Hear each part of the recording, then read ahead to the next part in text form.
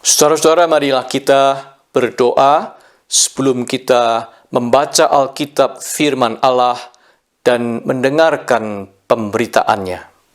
Mari kita berdoa.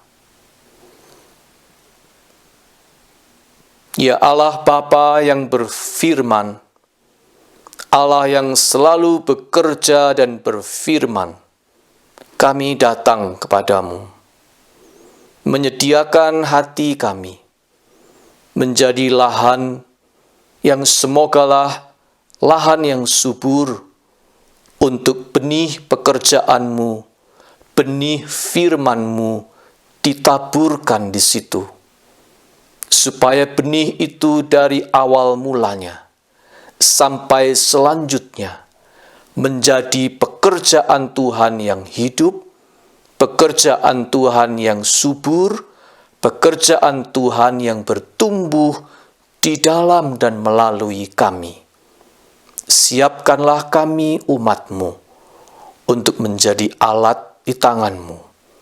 Biarlah kami boleh menghidupi firman-Mu itu dengan pertolongan Roh Kudus-Mu. Ya Roh Kudus, tolonglah dan mampukanlah kami untuk menjadi pelaksana firman itu. Dalam nama Tuhan Yesus, kami berdoa. Amin. Pembacaan Alkitab diambil dari surat Filipi pasal 1 ayat 1 sampai dengan 14. Dari Paulus dan Timotius, hamba-hamba Kristus Yesus, kepada semua orang kudus dalam Kristus Yesus di Filipi, dengan para penilik jemaat dan diakon. Kasih karunia dan damai sejahtera dari Allah Bapa kita dan dari Tuhan Yesus Kristus menyertai kamu. Aku mengucap syukur kepada Allahku setiap kali aku mengingat kamu. Dan setiap kali aku berdoa untuk kamu semua, aku selalu berdoa dengan sukacita. Aku mengucap syukur kepada Allahku karena persekutuanmu dalam berita Injil mulai dari hari pertama sampai sekarang ini.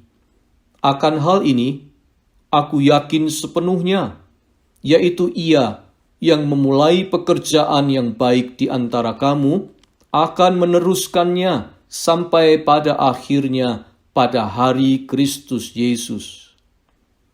Memang sudahlah sepatutnya aku berpikir demikian akan kamu semua, sebab kamu ada di dalam hatiku, oleh karena kamu semua turut mendapat bagian dalam kasih karunia yang diberikan kepadaku, baik pada waktu aku dipenjarakan, maupun pada waktu aku membela dan meneguhkan berita Injil.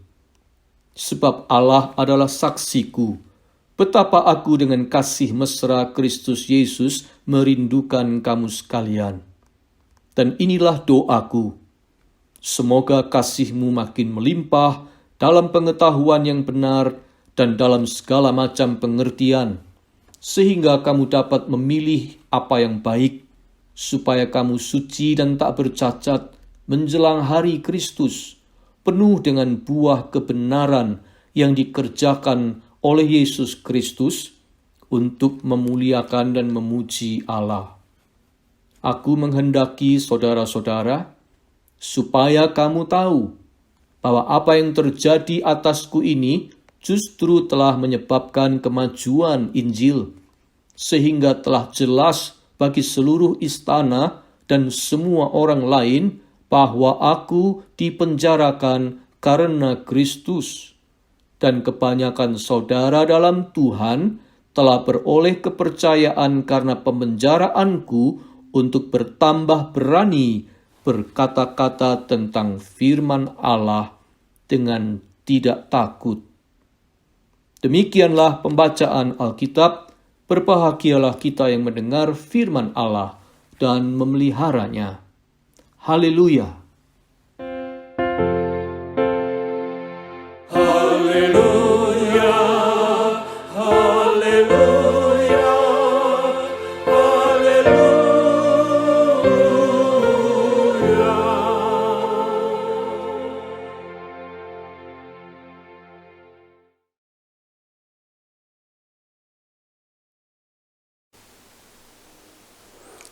Hari ini kita memasuki bulan yang baru, Minggu 1 November 2020. Tema kita hari ini adalah His work in and through us. Pekerjaan Tuhan di dalam dan melalui kita. Saudara-saudara, orang-orang Yunani kuno percaya kepada dewa-dewi. Dan itu tercermin di dalam mitos-mitos atau dongeng-dongeng mereka. Tetapi dalam perkembangan kemudian, kepercayaan kepada dewa-dewi itu kian ditinggalkan. Mengapa? Karena orang rupanya sudah mulai jengah pada kehidupan dan perilaku dewa-dewi itu. Yang dikisahkan mereka itu banyak bersenang-senang, saling cemburu satu sama lain, dan saling menyerang, bahkan saling menjatuhkan. Mereka bosan pada kesan kuat bahwa dewa-dewi itu kerjaannya bersenang-senang melulu. Kayak pengangguran begitu. Bahkan ada keyakinan setelah menjadikan dunia ini, dewanya memang menganggur. Seperti apa dunia ini dibayangkan mereka? Seperti arloji, yang sesudah dibuat, arloji itu berputar sendiri, jalan sendiri, tukang arloji sudah bebas dari tugasnya. Saudara-saudara, di dunia yang masih banyak dipengaruhi oleh kebudayaan Yunani itulah, Rasul Paulus memberitakan tentang Allah yang berbeda sama sekali. Bukannya bersenang-senang, tetapi Allah itu begitu peduli. Allah itu begitu ikut campur di dalam kehidupan kita. Allah itu tidak berhenti-henti bekerja. He is still working. He is God, the working God. Allah yang sedang dan terus bekerja melalui berbagai macam cara di dunia ini. Terutama bekerja di dalam dan melalui mereka yang percaya pada pekerjaannya di dalam dan melalui Yesus Kristus. Seakan-akan Paulus hendak berkata begini, Allah itu bekerja dan selain itu hebatnya adalah kita diikut sertakan dalam pekerjaan itu. Kita dipakainya dia rela bekerja di dalam dan melalui kita. Dan pesan ini, saudara-saudara, amat jelas di dalam surat Filipi. Teks Alkitab yang akan kita perhatikan dan renungkan di dalam 2 bulan mendatang ini, bulan November dan Desember 2020. Saudara-saudara, kita suka beranggapan orang yang dipakai Tuhan itu cuma orang-orang yang istimewa. Figur-figur tertentu saja. Orang yang sering disebut hamba Tuhan atau sosok pendeta besar, atau penginjil ternama, atau pemimpin spiritual yang berkarisma, atau dermawan berharta yang menjadi penyandang dana terbesar, atau pemimpin pujian yang berbakat dan mampu menghisap pesona umat. Melalui merekalah Tuhan itu bekerja. Tuhan memakai mereka. Namun sesungguhnya, saudara-saudara, Kalau kita membaca surat Filipi, bukan begitu. Bukan cuma mereka itu yang dipakai Tuhan.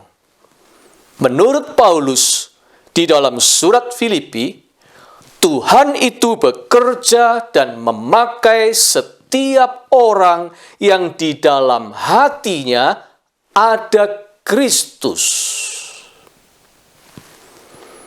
Sebab pada dasarnya yang bekerja adalah Kristus. Menarik, dari 104 ayat di dalam keseluruhan surat Filipi, di dalamnya ada 51 kali terulang kata-kata Kristus. Yesus, Yesus Kristus, Tuhan, Tuhan Yesus Kristus. Semua yang menunjuk kepada Yesus Kristus itu ada 51 kali terulang. Itu artinya apa? Artinya subjek utamanya adalah Kristus. Dan Kristus itu bekerja di dalam kita. Dan Kristus itu bekerja melalui kita. Saudara-saudara, apa kelebihannya? Apa kelebihannya jika itu terjadi? Jika Kristus itu bekerja di dalam dan melalui kita. Apakah pesan dari kebenaran bahwa Tuhan itu bekerja di dalam dan melalui kita? Ada 3 pesan yang penting di sini. Yang pertama, pesan pertama. Pekerjaan Yesus di dalam dan melalui kita melampaui keterbatasan kita. Ketika menulis surat Filipi, Paulus sedang dipenjarakan di kota Roma. Pasal 1 ayat 12 dan 13. Tetapi Injil yang diberitakannya tidak ikut-ikutan terpenjara. Paulus dipenjara, tetapi Injil tidak terpenjara. Sebab apa? Sebab itu bukan pekerjaan Paulus, melainkan pekerjaan Kristus. Malah akibat dari pemenjaraan Paulus itu, pretorium, yang di dalam ayat 13 diterjemahkan seluruh istana, pretorium, yang sebenarnya adalah hunian bagi para prajurit elit pengawal Kaisar Romawi. Seluruh pretorium mendengar nama Yesus karena tawanan yang satu ini yang bernama Paulus. Dan bahkan sesama orang Kristen di kota Roma dipompa semangat dan keberaniannya untuk memberitakan Injil. Ayat 13 dan ayat 14. Saudara-saudara, Paulus dipenjara, tetapi Injil tidak terpenjara. Karena itu pekerjaan Kristus, bukan pekerjaan Paulus. Yang sering membuat kita frustrasi terus terang adalah ketika kita mengira ini adalah pekerjaan kita dan depend on kita, bergantung kemampuan dan kekuatan kita. Seperti Musa, ketika diutus Tuhan, dia menjawab, "Ah Tuhan, aku ini tidak pandai berbicara. Utus orang lain saja." Keluaran 4 ayat 10. Oh Musa keliru, salah besar. Apa yang dapat membatasi Tuhan? Kalau Tuhan mengutus dia, itu pekerjaan Tuhan, bukan pekerjaan Musa. Tidak tergantung pada kekuatan Musa. Tidak tergantung Musa itu pandai bicara atau tidak pandai bicara. Sebab itu adalah pekerjaan Tuhan. Memangnya keterbatasan kita dalam berbicara dapat menghalangi pekerjaan Tuhan? Apakah usia kita yang terlalu tua akan menghalanginya? Atau bahkan mungkin usia yang terlalu muda akan menghalangi pekerjaan Tuhan? Kelemahan fisik kita? Bahkan kecacatan seseorang? Atau bahkan latar belakangnya yang kelam? Bisakah itu menghalangi pekerjaan Tuhan? Jawabnya tidak. Kalau Tuhan bekerja di dalam dan melalui kita, kalau Tuhan bekerja di dalam dan melalui seseorang, Dia bekerja melampaui keterbatasan kita. Sudah terlalu banyak buktinya, baik di dalam Alkitab maupun di dalam kenyataan sehari-hari.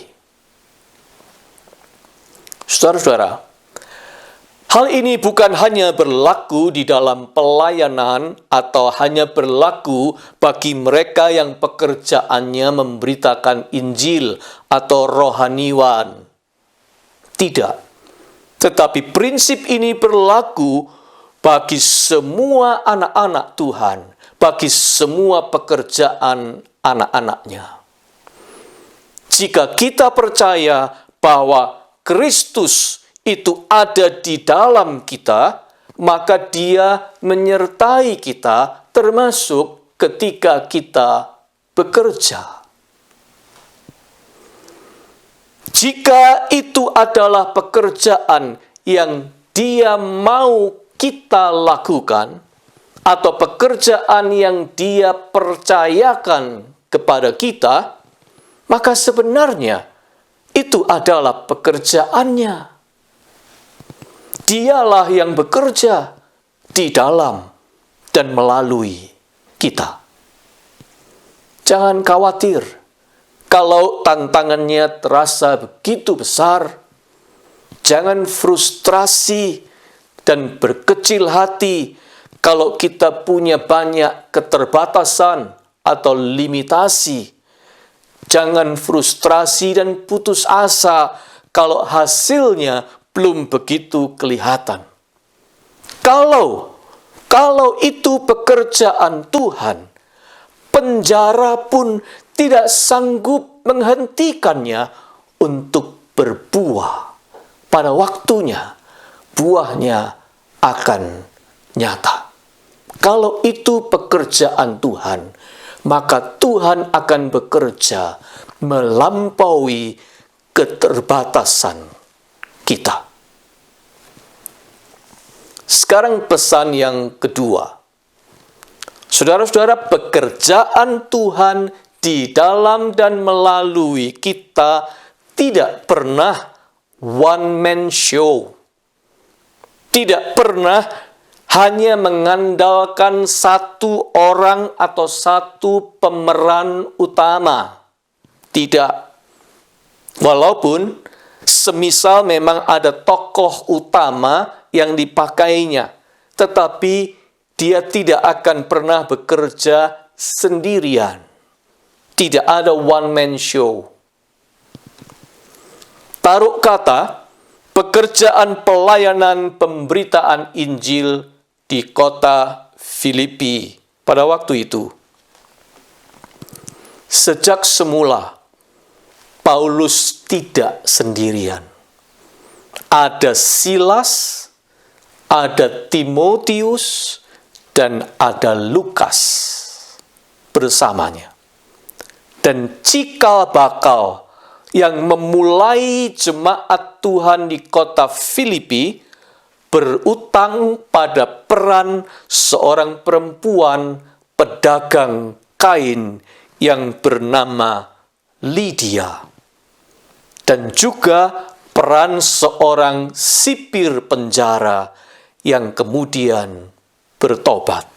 Itu dapat kita baca di Kisah Para Rasul pasal 16. Itu sebabnya Paulus berkata, "Aku mengucap syukur kepada Allah karena persekutuanmu dalam berita Injil mulai dari hari pertama sampai sekarang ini. Paulus melihat persekutuan bersama, kontribusi bersama, ada satu fellowship yang masing-masing berperan, berkontribut di dalam pekerjaan Injil diberitakan di kota Filipi. Mulai dari hari pertama Injil itu benihnya ditabur sampai kemudian 10 tahun kemudian pada waktu Paulus menulis surat kepada jemaat di Filipi.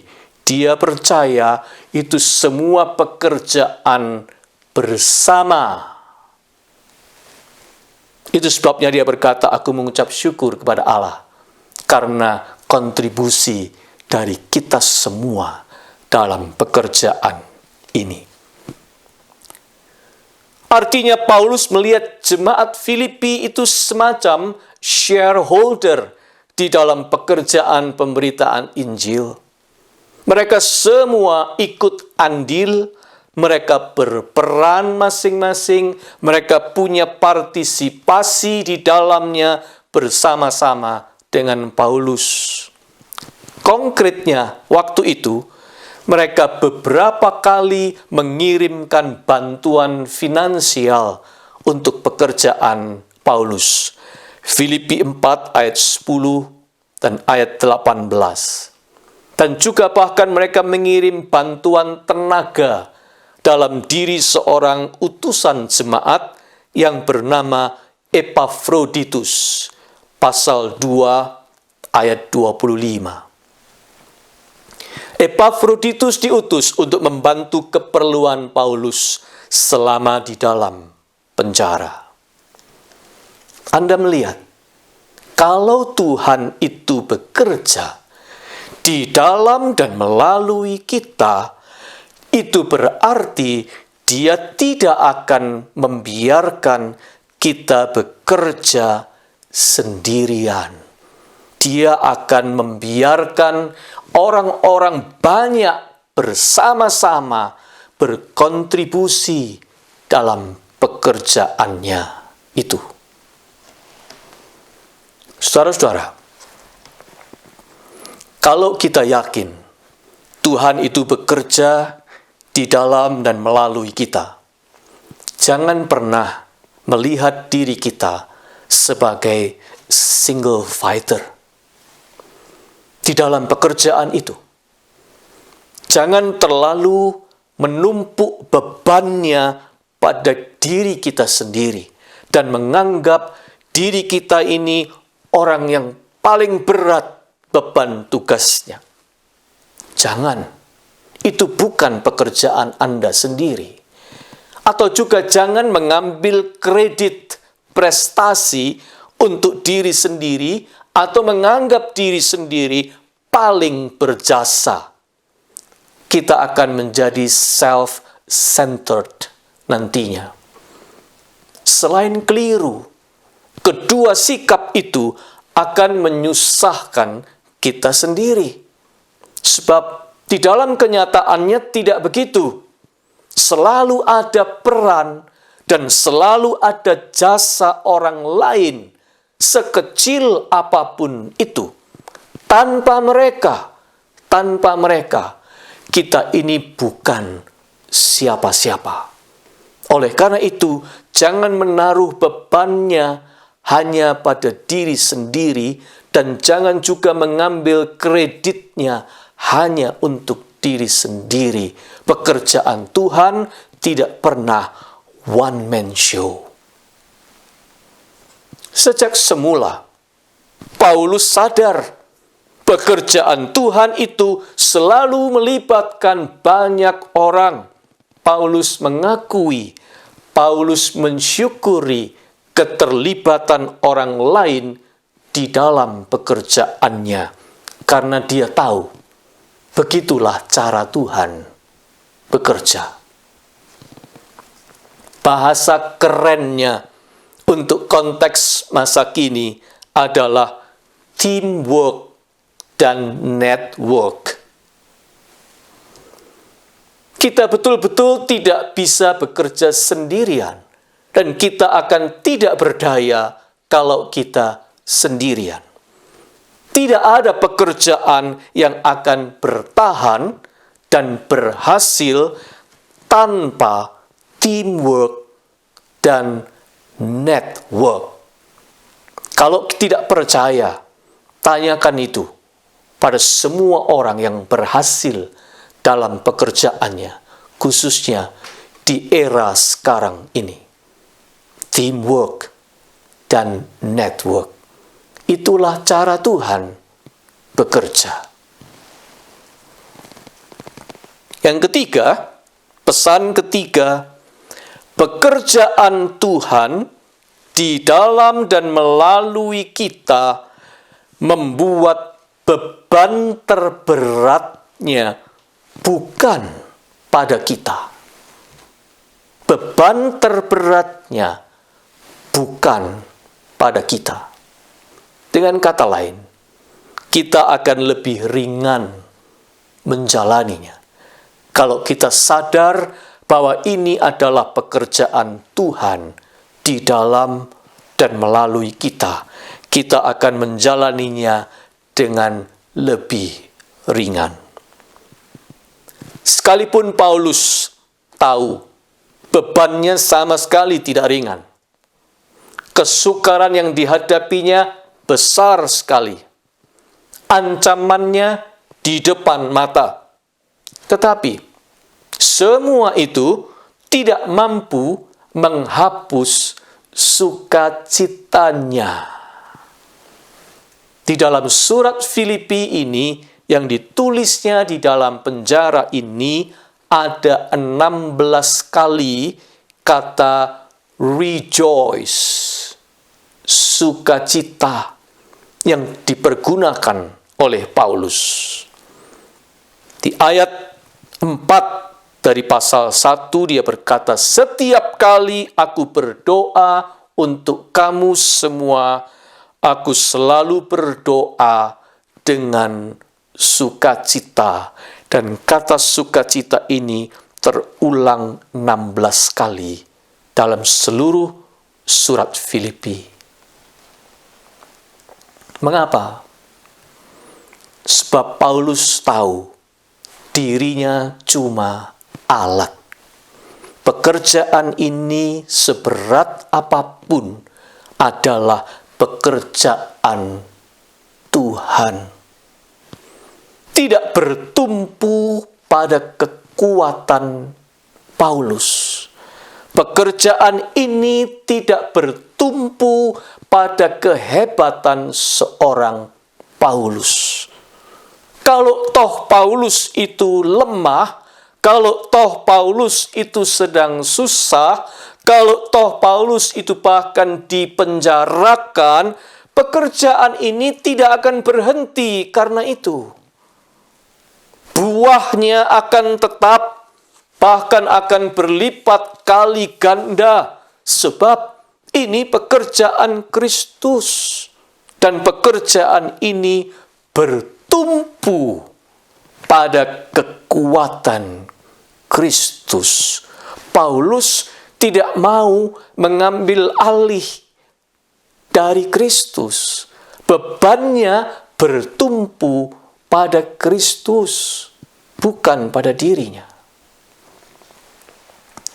Saudara-saudara, kalau Anda melihat misalnya, ada orang yang tetap mengangkat kopernya yang berat ketika dia sedang berada di sebuah lift yang bergerak, entah itu bergerak naik atau turun.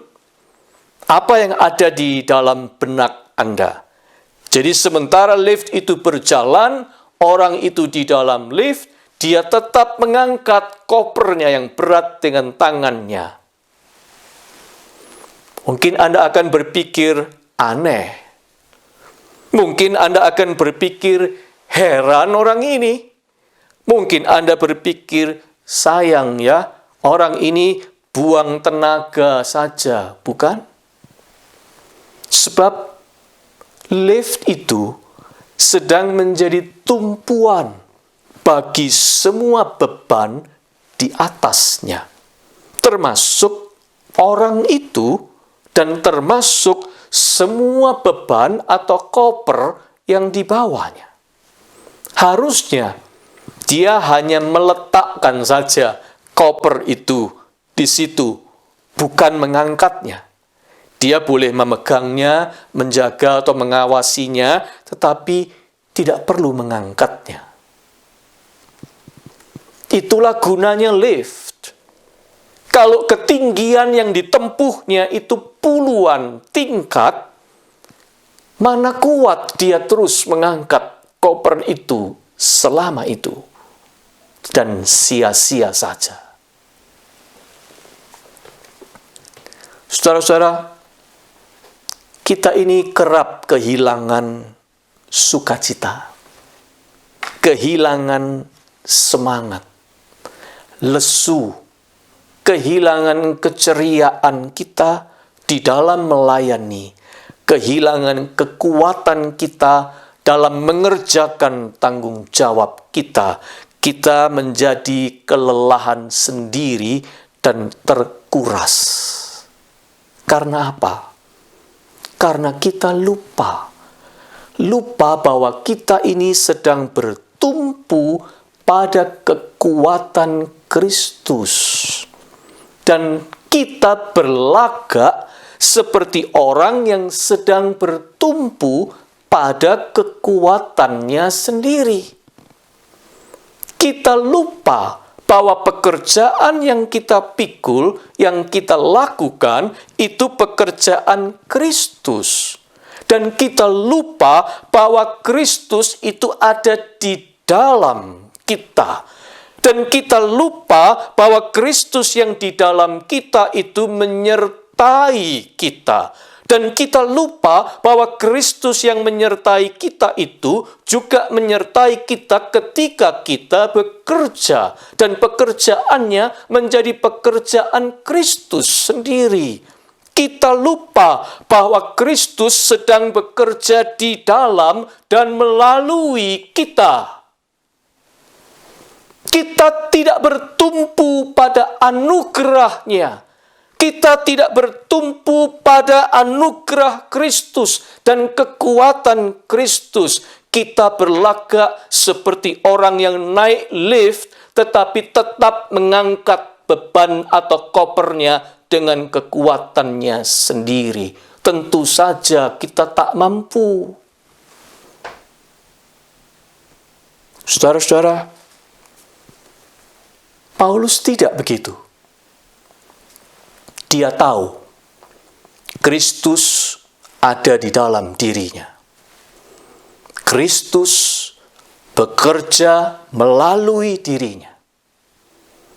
Dia bertumpu pada kekuatan anugerah Kristus.